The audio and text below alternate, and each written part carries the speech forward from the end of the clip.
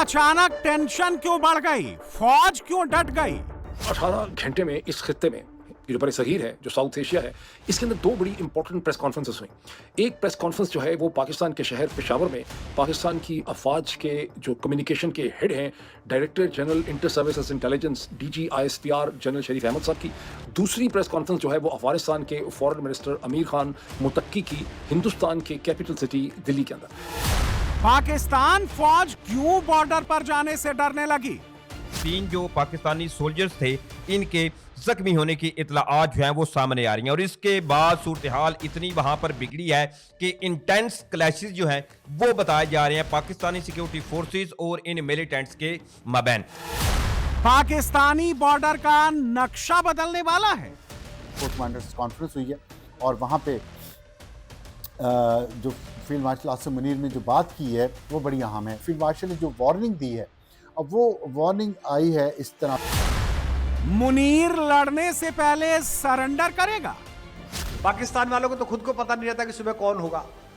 रात को आदमी सोता है, उसे पता ही नहीं होता कि सुबह मैं बचूंगा कि नहीं बचूंगा, क्या होगा। क्या बजट रक्षा बजट बताता है हमारा पड़ोसी मुल्क। जितना तेरा साल भर का रक्षा बजट है उतनी तो साल भर हमारे सेठ ने ब्याह में पैसा खर्चा कर दिया। ये एलओसी पार नीलम वैली है। पीओके में इंडियन आर्मी की एंट्री यहीं से होगी।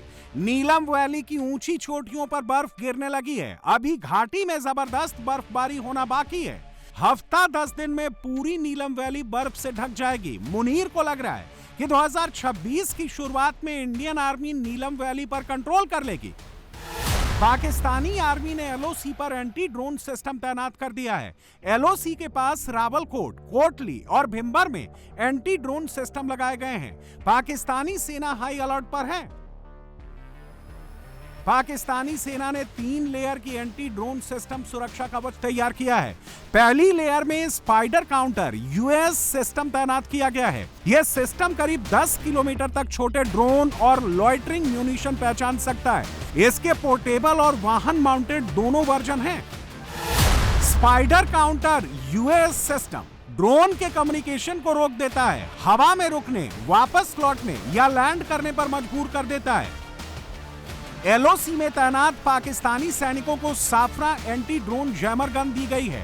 पाकिस्तानी सेना को यकीन है बहुत जल्द इंडिया की तरफ से हजारों ड्रोन अटैक करने वाले हैं। इस गन को कंधे पर रखकर चलाया जाता है। इसकी रेंज करीब 1.5 किलोमीटर है। सूफरा जैमिंग गन ड्रोन के कंट्रोल, वीडियो और जीपीएस लिंक को ठप कर देती है। यह एक साथ कई कामिकाजे ड्रोन को डीएक्टिवेट कर सकती है। इसके अलावा एयर डिफेंस गन को भी एलओसी के पास तैनात किया गया है। पाकिस्तानी सेना बहुत बड़े अटैक को डिफेंड करने की कोशिशों में लगी है। 1971 में इंडियन आर्मी ने अप्रैल में युद्धाभ्यास शुरू किया था और युद्ध दिसंबर में शुरू हुआ था। दिसंबर और जनवरी में ही पीओके पर कैप्चर और कंट्रोल किया जा सकता है। बर्फ की वजह से सप्लाई लाइन रुक जाती है। अभी मैं जैसलमेर गया था बीएसएफ में, तो उन्होंने मुझसे कहा कि आपका कार्यक्रम हम ठाकुर साहब पॉइंट पे कराएंगे। तो मैंने उनसे पूछा कि ठाकुर साहब पॉइंट कौन सा है, तो देखा बहुत बड़ा सैंड ड्यून्स था, वहां उन्होंने शामियाना लगा रखा। तो मैंने कहा ठाकुर साहब पॉइंट क्यों कहते हो, तो उन्होंने कहा कि जब राजनाथ जी रक्षा मंत्री थे तो मुनाबाओ वहां गए थे आप जैसलमेर के पास, और पल्लीपाड़ जो सिंध प्रांत का पाकिस्तान का जो वहां का रक्षा का अग्रणी अधिकारी था, उसने इधर फोन करके पूछा कि इतनी चहल पहल क्यों है, कौन आ रहा है। तो उन्होंने कहा वो शायर आ रहा है कुमार विश्वास। तो बोले बात करा देना। तो मेरी उनसे बात कराई वायरलेस पर। उन्होंने कहा इधर भी आ जाइए। तो मैंने कहा जैसे हालचाल चल रहे हैं थोड़े दिन बाद आते जाते रहेंगे, चिंता मत करिए, हो जाएगा। 370 भी हो गया, राम मंदिर भी बन गया। अब 2-4 चीज ही बची हैं इनके कि सिंधु नदी के आर पार पूरा भारत हो जाएगा, ऐसी चीजें बचे हैं। इंडियन आर्मी इस वक्त हर बड़े ऑपरेशन के लिए तैयार है। युद्धाभ्यास पूरा हो चुका है, अब युद्ध की बारी। और एलओसी के पास इंडियन अपाचे हेलीकॉप्टर्स की गड़गड़ाहट भी तेज हो गई है, जिसकी गूंज रावलपिंडी तक सुनाई दे रही है। फील्ड मार्शल ने जो वार्निंग दी है, अब वो वार्निंग आई है इस तनाजुर में, जो मैंने अभी आपको बताया कि सऊदी अरब की तरफ से भी इस पे बात की गई है। और जो कोर कमांडर्स कॉन्फ्रेंस हुई है उसमें बड़े वाज़ेह तौर पे ये कहा गया कि पाकिस्तान बिल्कुल जो हमारा जो कौमी इत्तेहाद है, नेशनल यूनिटी है, उसको नुकसान पहुंचाने की किसी भी कोशिश को बिल्कुल बर्दाश्त नहीं किया जाएगा। ये एक बड़ा अहम बयान आया है। और उसमें उन्होंने ये कहा है कि उस कॉन्फ्रेंस में अ, कि ये जो टेररिज्म का, क्राइम का और वेस्टेड पॉलिटिकल इंटरेस्ट हैं, इकट्ठे हैं, ये इनका एक गठजोड़ है, इसको बर्दाश्त नहीं किया जाएगा।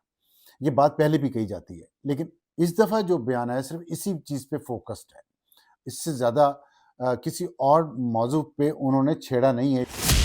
पाकिस्तान में भी मौसम और माहौल दोनों बदलने लगे हैं। पाकिस्तानी संसद में आसिम मुनीर कुछ बहुत बड़ा करने का ऐलान करने वाला है। पाकिस्तान को लग रहा है कि जंग शुरू होने वाली है। सबसे पहले हम इस बात का आगाज करते हैं कि सुबह 11 बजे शहबाज शरीफ साहब के कहने में अयाज सादिक साहब ने नेशनल पार्लिमानी कमेटी जो है, नेशनल असेंबली की पार्लिमानी कमेटी बराए नेशनल सिक्योरिटी का एक इजलास तलब किया है और इसमें एक्सपेक्ट किया जा रहा है कि पाकिस्तान की आर्मी हाईकमांड जो है, खुद पाकिस्तान के army chief general Asim Munir साहब इसमें तशरीफ ला रहे हैं और बाकी अखबारात में नाम नहीं लिखे कि बाकी कौन लोग आ रहे हैं, लेकिन एक्सपेक्टेड यही है कि पाकिस्तान के DGMI हो सकते हैं, DGISI हो सकते हैं और भी अफसरान हो सकते हैं, मिलिट्री DGMO भी हों। पर ये लोग ब्रीफिंग करेंगे पार्लियामेंटेरियन की। कमेटी का इजलास बुला रहे हैं नेशनल सिक्योरिटी के ऊपर, जिसकी मज़ीद तफसीलात मैं आपसे शेयर करता हूँ, जहाँ ऐसा लगता है कि वॉर एंड पीस के फैसले जो हैं वो होने लगे। तो ये कितनी एक अजीब सी सूरत हाल है, मैं मज़ीद अल्फाज इसके बारे में इस्तेमाल नहीं करना चाहता। मैं ये समझता हूँ, मुझे लग रहा है, मेरा एनालिसिस ये रिवील करता है कि पाकिस्तान एक बार फिर बड़े मुश्किल दोराहे पे आके खड़ा हो गया है और आज का दिन इस लिहाज से बहुत इंपॉर्टेंट है। ये एक ऐसा मुश्किल दोराहा है जहां अगर सही फैसले किए गए तो हम बेहतरी की तरफ भी जा सकते हैं और अगर यहाँ पर गलत फैसले किए गए तो हम मजीद बहुत बड़ी तबाही की तरफ चले जाएंगे। इस वक्त पाकिस्तान सबसे कमजोर है। जितना डर मुनीर को बॉर्डर पर लग रहा है, उतने खौफ में मुनीर पाकिस्तान के अंदर है। बॉर्डर पर गोली चलने से पहले पाकिस्तान के अंदर गालियां शुरू हो गई। गोली मारो, फिर मैं ये कहूं कि वो उसके अंदर क्या था और वक्त से पहले बच्चा किसका पैदा हुआ था, मैं वो बात फिर करूं अगर किसी ने करनी है तो। फिर वो मैं गैराज की बात करूं बात। अच्छा, शर्म आनी चाहिए। क्या है? इमरान अहमद खान, इमरान अहमद खान, इमरान तेरे जान निसार, तेरे जान निसार, हम लेके रहेंगे आजादी, हम लेके रहेंगे आजादी, लेके रहेंगे आजादी, तेरा बाप भी देगा आजादी, तेरा बाप भी देगा आजादी। किसी के बाप का नहीं है इसलिए मैं आ रही हूँ, या किसी के बाप का नहीं है ये सब भी है, वरना कोई औकात नहीं है। ये पाकिस्तान का सबसे बड़ा शहर लाहौर है, वही पाकिस्तानी शहर जहां 1965 में इंडियन आर्मी पहुंच गई थी। लाहौर और अमृतसर के बीच इंटरनेशनल बॉर्डर है। बॉर्डर खुला तो लाहौर में तिरंगा लहराएगा।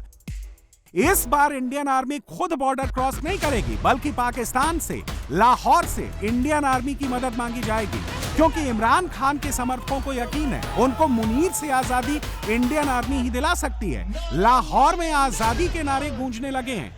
हम लेके रहेंगे आजादी, जेल के लेंगे आजादी, बाप भी देगा आजादी, हम भी दोगे आजादी, क्यों ना दोगे आजादी, क्यों ना दोगे आजादी, जान से लेंगे आजादी, खून से लेंगे आजादी, हथियारों से लेंगे आजादी, हथियारों से लेंगे आजादी, हथियारों से लेंगे आजादी, हथियारों से लेंगे आजादी, जेल के लेंगे आजादी, जेल के लेंगे आजादी। लाहौर में हजारों पठान पहुंच चुके हैं। मुनीर के खिलाफ बगावत का बिगुल फूंक दिया गया है। मुनीर ने डर के मारे लाहौर में लॉकडाउन लगा दिया है। इस टाइम लिबर्टी चौक में मौजूद हूं, लेकिन लिबर्टी को नो गो एरिया बनाया गया है। अगर मैं आपको दिखाऊं, आप देखें, पंजाब पुलिस उस तरफ मौजूद है। तमाम रास्ता जो है वो मुकम्मल तौर पे बंद किया गया है। इस तरफ भी पंजाब पुलिस मौजूद है और उस तरफ भी पंजाब पुलिस मौजूद है। मतलब हर तरफ से रास्ते बंद किए गए हैं। लेकिन वज़ीर आला सुहेल अफरीदी जो है वो यहाँ लिबर्टी चौक पहुँच चुके हैं। जगह जगह जिस तरह मोटरवे पे इस्तकबाल हुआ, इसके अलावा लाहौर में उनका इस्तकबाल हुआ। पंजाब असम्बली गए और अब पंजाब असम्बली के बाद वो यहाँ लाहौर लिबर्टी चौक पहुँच चुके हैं। लेकिन कारकुनान आगे मौजूद हैं और पुलिस उनके पीछे मौजूद है। तो ये फसाइयत जारी है और फिर कहते हैं कि हमें खौफ नहीं, हमें डर नहीं। खौफ का आलम यह है कि एक वज़ीर आला पहुँचते हैं, लोग उनका रिसेप्शन करने, वेलकम करने पहुँचते हैं, लेकिन हर तरफ पंजाब पुलिस पहुँच जाती है। लाहौर पाकिस्तानी पंजाब की राजधानी है, नवाज शरीफ का गढ़, शरीफ खानदान की विरासत और पाकिस्तान आर्मी का होमलैंड। पाकिस्तानी आर्मी में 70% पाकिस्तानी पंजाबी मुसलमान हैं। आसिम मुनीर भी यहीं का रहने वाला है और लाहौर को इमरान खान ने आंदोलन के लिए सबसे पहले चुना है।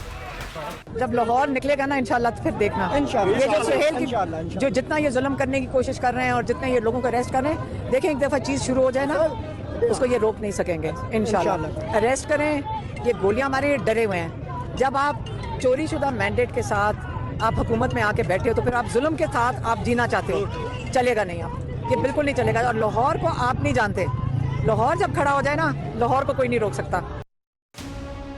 आसिम मुनीर को लगा था कि उसके सिर पर ट्रंप का हाथ है, गले में जिनपिंग का पट्टा है, भला कौन उससे टकराएगा। लेकिन उसकी गलतफहमी मई में ही हिंदुस्तान ने डंके की चोट पर दूर कर दी थी।